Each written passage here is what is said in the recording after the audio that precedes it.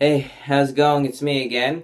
So if you know, last week I made my spoiler-free review of Star Wars The Force Awakens, and I promised that I'd do a spoiler-filled review the next week, and this is today. I'm doing a spoiler review of Star Wars The Force Awakens, and if you don't know already, this review is going to be full of spoilers. If you have not seen this movie, do not watch this video. Just go on to the other video that I made that's spoiler free. Watch that. When you've seen the movie, watch this video. So I don't want to spoil anything. If we all understand that, that's good. And also I'm not happy with all those people who were commenting on my previous video giving away spoilers. So I'm going to tell you that you can comment as many spoilers as you want on this video because it's a spoiler video, so it's fine to comment any spoilers. So with that being said, here's my spoiler-filled review. Okay, so I've already talked quite a bit about this movie. I gave it a 10 out of 10 before, so it's great. Now let me talk in detail. Okay, so a few spoilers. I'm going to start with the plot. The plot is basically Luke Skywalker. He's been gone for a long time, and nobody knows where he is. He's hiding somewhere, and they need to find this map, part of which is contained inside the droid BB-8. Oh, by the way, before I didn't know its name. I'm glad I do now, so sorry about that, BB-8. I know your name now, so it's BB-8. Okay, so it's inside BB-8, and the Republic, or whatever they're called, I can't remember now, they need to get it back so they can locate, Luke Skywalker. But the First Order also need it so they can locate Luke Skywalker. Now, in the beginning of the movie, you see how Kylo Ren, who's like the main bad guy of the movie, how he and the stormtroopers are attacking this one village where Poe, played by Oscar Isaac, who's a great pilot in the movie, is. And while they're there, one of the stormtroopers starts understanding that what he's doing is wrong, and so he starts questioning everything he believed.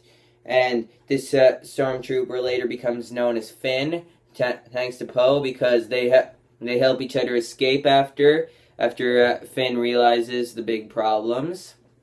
And so that's really good. And the first shot of this movie, it was to do with a spaceship, and when I saw the spaceship, I was just like, this is Star Wars. Because the prequels, as in the Star Wars trilogy, whenever you see a spaceship in those movies, you can just tell this feels kind of animated, but this doesn't. It feels like it's actually there, and that's great. I'm glad that it actually feels like Star Wars for once. So yeah, I really love that. So anyway, later on in the movie, then we get to see Rey, and she's like living on Jakku. By the way, for those of you who might have suspected from the trailers, it's not Tatooine, it's Jakku. I thought it was Tatooine in the trailers as well, but it's a planet called Jakku, and it looks a lot like Tatooine, except a few different landmarks and all. And they have like a crashed Star Destroyer there, which I thought was really cool and stuff. And so, yeah, basically she finds BB-8, and he just tags along with her all the time and whatever. So yeah, that's what happens there.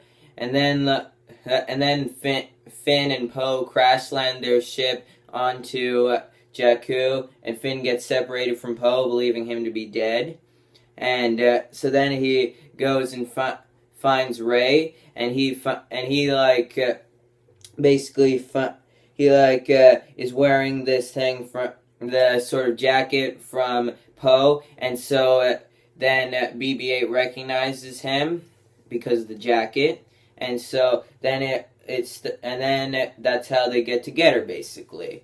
And so yeah, that's what happens. Then the Empire comes, and what happens is you just see them going for one ship, trying to evade them, but they fail. And so instead of going for that one, they decide to go for the garbage ship. I was wondering, well, what's the garbage ship? And then I saw it, and oh man, it's the Millennium Falcon.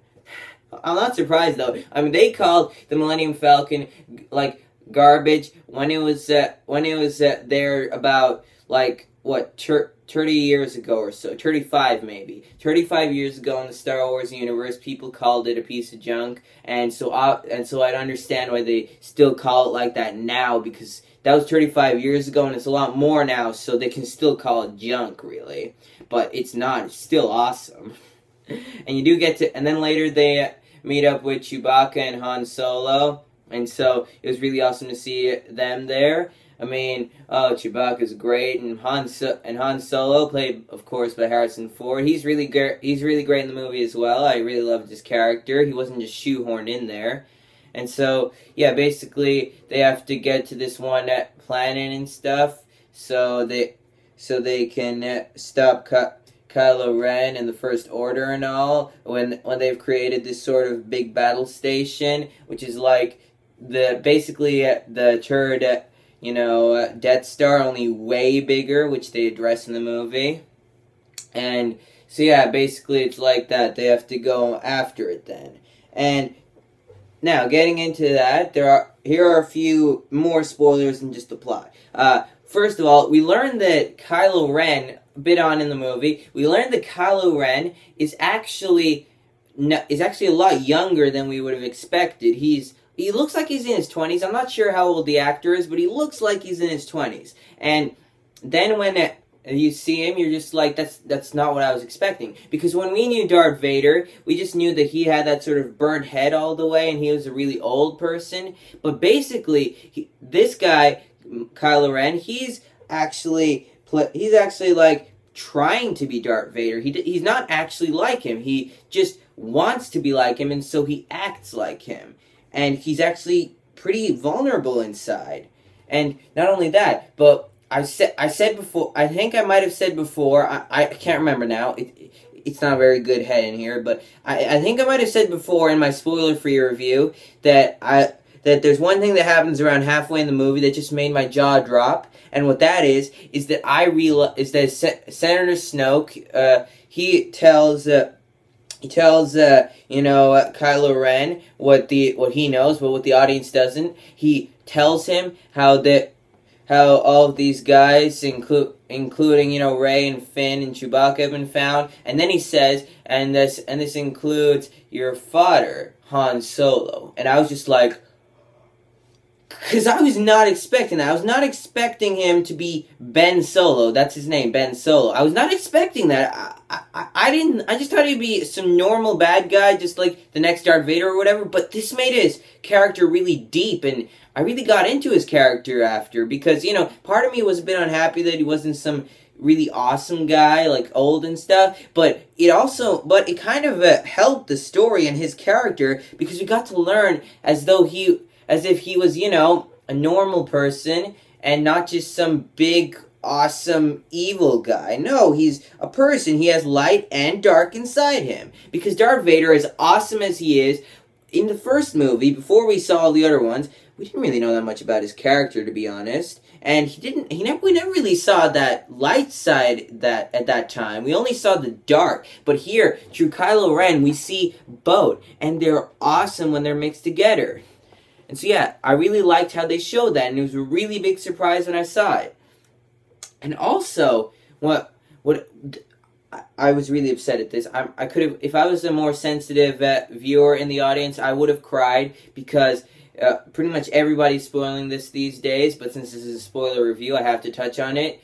Han Solo dies. I mean, seriously, he's just stabbed by his own son. It was just so emotional, because it was so upsetting about that and all. And it was a really well-handled death, because they didn't, rush into his death. They took time with it. It made sense why he died. And I really liked it. I was really upset that he died, but I liked the way that he died. It was a great way to go for him. And he did a lot of things there. He was a great character and all, so I just loved him in the movie. Pretty much all of the cast did well. Some of the people weren't in it as much as I thought. Like the commander of all the stormtroopers, everybody thought that she was gonna be some really awesome person in the movie. She didn't do anything in this movie, hardly anything. She didn't have any character development or anything like that. She was pretty boring, really. But then again, we're gonna have another movie and then another other movie to touch on that. So that's fine. All those other characters who didn't have that much, like Leia, I thought that Leia didn't have too much in it, because she wasn't there too much. So I would have liked to have seen her more. But hey, the scenes she was in were really good. She's still a good actress. You know, Carrie Fisher who plays her. So yeah, that was good. And then at the end of the movie, of course, they go after the, I'm going to call it Death Star tree, and they go after Death Star tree and they go to blow it up. And while they're there, after all this happens, Finn just gets into a lightsaber battle with you know, Kylo Ren. And he just has no idea what he's doing. He doesn't know how to. He doesn't have the Force in him because he's the one who gets the lightsaber at first. Although he's not the one who finds it, it's Rey who finds it, and he gets the lightsaber first. You think he has the Force, but he doesn't know. He tries and he fails. He completely loses that fight. He gets his back sliced through the lightsaber. And he probably survives it because he does get to the medical bay. And then you realize it's not him who has the Force, because Kylo Ren is trying to get the lightsaber, which happens to be Luke's lightsaber. He's trying to get the lightsaber to him, but it's not going to him. And then suddenly it just goes over to Rey. And I was like, whoa! And that was awesome. I could finally see. I wanted to see them throw down, and they did, and the lightsaber battle was awesome. You just see how great this lightsaber battle is, and it was really well handled. It wasn't like well choreographed like it is in the prequels, so it felt a lot more real. And I just loved that about it. It was a great fight. It was really well handled. And so yeah, I really liked all that stuff. The way they wrapped it up was great. And now, final bit to talk about in this spoiler review. And I bet you all know what the last thing is, because nobody is going to say this, because this is literally the end of the movie. We see Luke. And that's it. We see Luke. We don't hear him speak. We don't. He's only in it for like 30 seconds, and it's in Ireland. It's like in a part. It's like in an island off Cork, I think, and it's really great cinematography there. It looks great. The place is looking really great. I love the look of the place and the way they shot it and all. And anyway, then we just see Luke. He kind of reminds me of Obi-Wan Kenobi now. Like, he doesn't have all the white hair right now, but he does. The way he looks and what he's wearing and all just really reminded me of Obi-Wan Kenobi, you know, in the original trilogy, and that was awesome. I really loved that. It was really great to see him as though he was actually older and wiser. But again, 30 seconds he was in, but those 30 seconds were great. Seriously, he just looks at Rey, and Rey holds up the lightsaber to him, and then you just hear that music playing, you know, John Williams' score, and it's awesome. I love that ending. The way it played out, it was emotional. It was tear-jerking. It was just, everybody was just so happy. I was so happy because it felt like it was actually Star Wars again. Like Star Wars is back from the Star Wars to the Star Wars, because that's what it should be. And at the end of the movie, it was a really big cliffhanger, because you just see that Finn is just gone to the medical bay. He's still really injured. You don't see him wake up. And then Rey, she just leaves, and she's with Luke and all, and it's awesome.